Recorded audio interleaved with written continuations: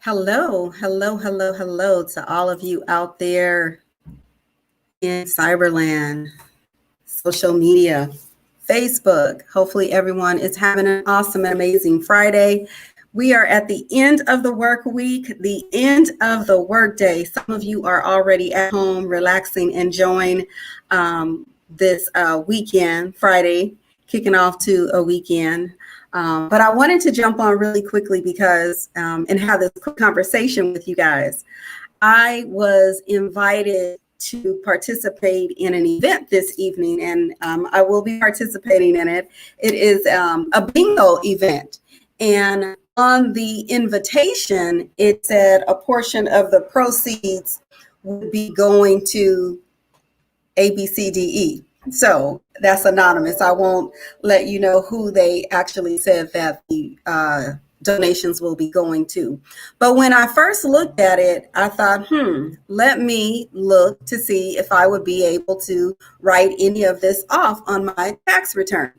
That's what we're going to be talking about tonight, about donating to charities. But before we do that, I want you guys to make sure that you like the video, make sure that you share the video out, and make sure that you comment. Okay? And if you are watching me on YouTube, make sure that you subscribe to my YouTube channel, right? And for those of you who are not watching on this YouTube channel, I invite you to head over to my YouTube channel and subscribe. It's under Cosette M. White. All right? So a little bit about me for those of you who are just connecting for the very first time. I am America's #1 advisory accountant and tax expert. I help tax and accounting individuals grow highly successful tax firms, even if they know nothing about social media, even if they're not influencer. And for those who say, I don't like going out on social media, I help them grow highly profitable firms. So listen. Donations. I wanted to talk to you guys about donations because, as I said, for those of you who are just chiming in for the first time, make sure you also let me know what state you are listening from, what country you are in. If you are out of the country, of course, we are here in the US of A. If you are in another country and you caught me live, make sure you let me know. If you are watching the replay, make sure you hit hashtag replay so that I can come back and have a quick conversation with you. All right, so listen, tonight I'm going to be joining some friends. Yep, I'm going to be joining some friends. We are doing a Zoom bingo game night tonight. It's going to probably be at least 50 of us just having fun, a little bit of wine, unwind, a great way to unwind for the week. But when I made my contribution or my payment for the bingo, I noticed that it said a portion of the proceeds would be going to someone or an organization. So I thought I'd come on today, this evening, as we head into the weekend, and talk about donating to charity. What does that mean? What does that look like? Can I just donate to anybody, any organization, and write that off on my income tax return? How do I even do it? What records do I need to save? So first of all, I want to answer you guys. I want to answer a few questions. So let me just come on over here, because 1 second. So charitable contributions. In order for us to write off a charitable contribution, any portion of it, we must first make sure that we are donating to an organization that is deemed such by the Internal Revenue Service. If for whatever reason you ever question whether or not an organization is deemed as a not-for-profit, a 501c3, or a private foundation, you can always log on to the Internal Revenue Service's website to find out if an organization is officially a not-for-profit organization or a private foundation. All you got to do is head over to irs.gov. In the search bar, just put in charitable organizations, and you should be able to find the link or the spot that tells you to key in the information, the organization's name. It'll tell you if they're active. It'll tell you if they're inactive, suspended, or whatever. Okay, so that's number one.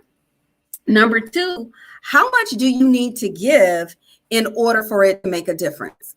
So for some of you, as you know, the tax laws changed. They changed our standard deduction.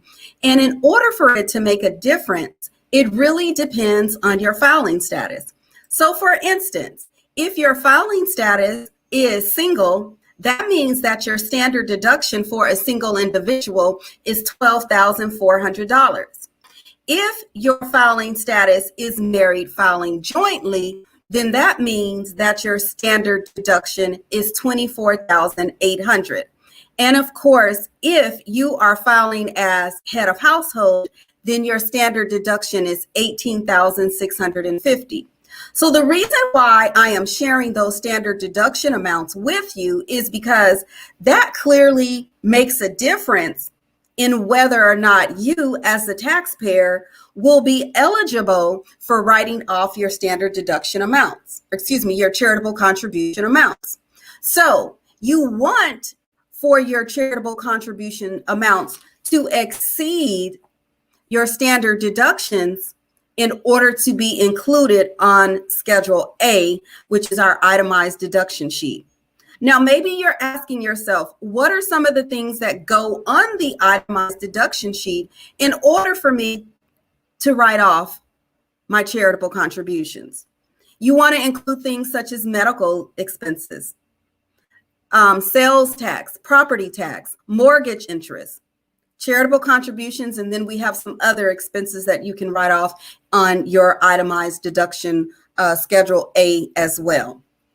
So the next question that some of you are probably wondering is, what is the maximum amount that I can write off? So under the CARES Act, any one taxpayer can write off up to 100% of the charitable contribution amount. Now, again, remember, I said that you must identify if the organization is considered a not-for-profit organization. All right, so let me stop for a second. And for those of you who are just chiming in, I'm talking about charitable contributions. I am playing bingo tonight, and the ticket says that a portion of the proceeds will be donated to an organization. So I thought this would be a perfect time for me to jump in and have this conversation with you guys, because not all organizations are what we call eligible as a private foundation or a 501c3. So you need to make sure that you're doing your homework when you see those little disclaimers at the bottom that says a portion of the proceeds will be donated to.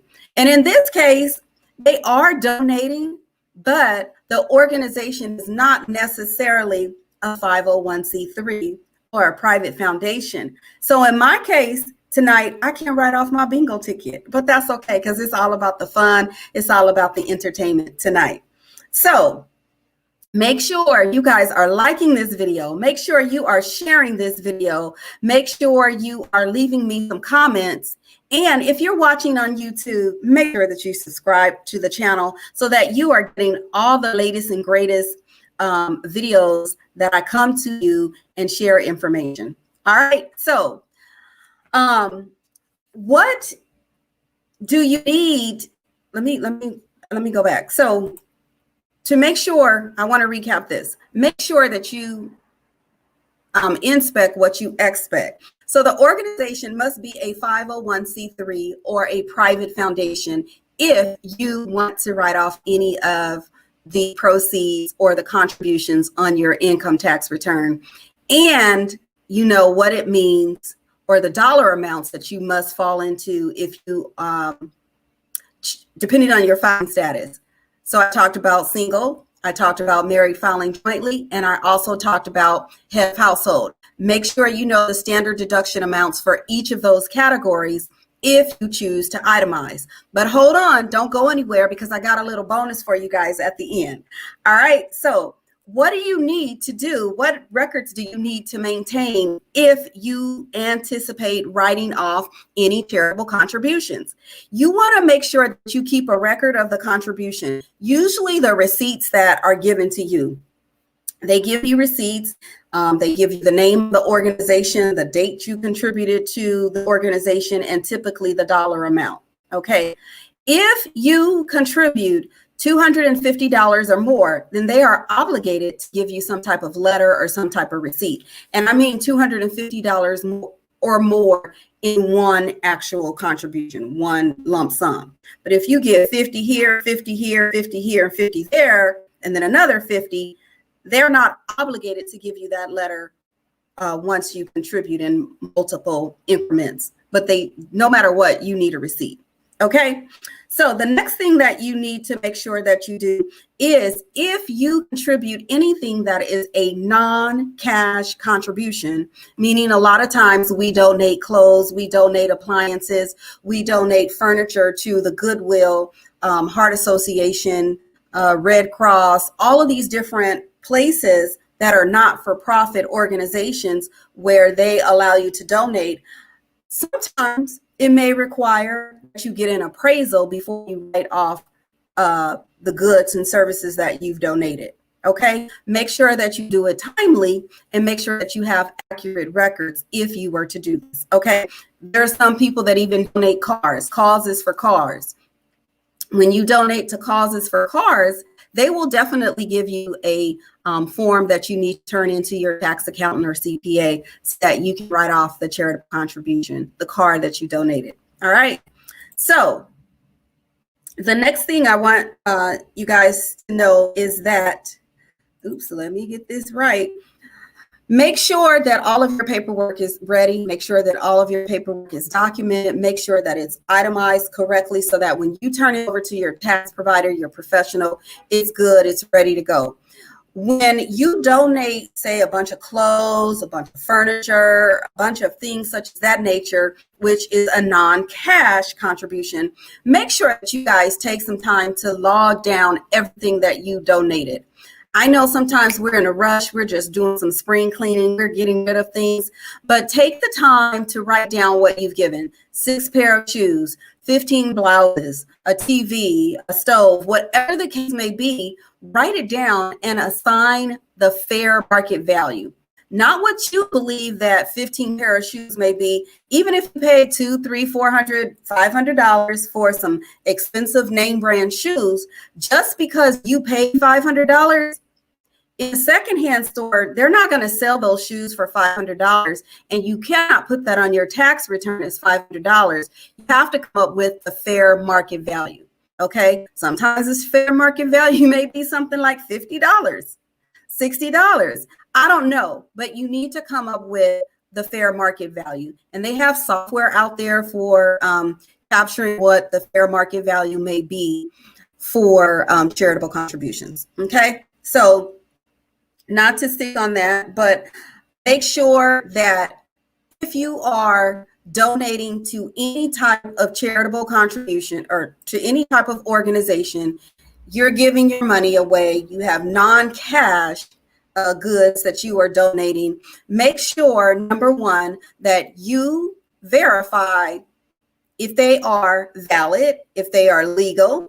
There are a lot of scams going on right now. We're in COVID, and there are a lot of things going on. Pandemic, people are, scamming, trying to come up with all kinds of different things that are going on. Don't get caught, okay? Don't get caught. Don't be the fool that gets caught, okay? But anyway, make sure you have accurate records. Make sure that you verify that they are legitimate 501c3 organization or a private foundation. Again, all you need to do is head over to the Internal Revenue's website to determine if one is a legitimate not-for-profit organization. Make sure that you understand what category you fall into. If you are a if you are a single individual, make sure that you know that you must have itemized deductions in excess of $12,400. If you are a married filing jointly individuals, that you exceed $24,800 on in order for you to qualify for standard deduction, itemized deduction. And as far as those of you that file head of household, you must have deductions that exceed $18,650. Now, I wanted to give you guys this bonus. And why do I want to give you this bonus? And that is because not every taxpayer will have expenses that exceed their standard deduction. Maybe someone that's single may not have expenses that exceed $12,004. The married couple, they may not have expenses that exceed $24,800, even though they have mortgage interest, they have property taxes, they pay some medical and dental bills and whatnot, but all of those things may not exceed $24,800. Guess what? On your 2020 tax return, there is a new line that has been added, line 10B, where you can take advantage of charitable contributions even if you don't itemize.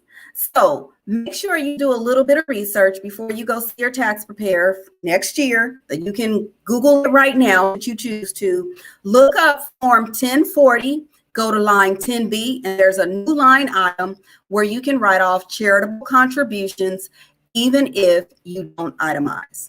All right. So hopefully this has been helpful for some of you who maybe over the years you've heard somebody tell you, oh, you can write off your tithings, you can write off charitable contributions, and then you go see your tax person and they're like, yeah, they did tell you the truth, but guess what? You don't qualify. You don't itemize. They've changed the tax law a little for your 2020 tax return. There's a line 10B where even if you don't itemize, you will be able to write off some charitable contributions. All right. So even though I can't write off my bingo tonight, and even though they said a portion of the proceeds will go to an organization, I'm okay with that because I'm about to have some fun tonight and prayerfully, hopefully I win. But even if I don't, it's all about the fun. I can't write it off because they're not a private foundation, or they are not an organization deemed by the Internal Revenue Service as a 501c3. So make sure you guys leave your comments. Make sure you like the video. Make sure you share it with your colleague, your tribe. And if you are catching me on the replay, by all means, hit hashtag replay so that I know you caught me on the replay. All right. In the meantime, and in between time, you guys going out there, make it a great weekend. Have an awesome and amazing one. And I will catch you on my next live. All right. Take care.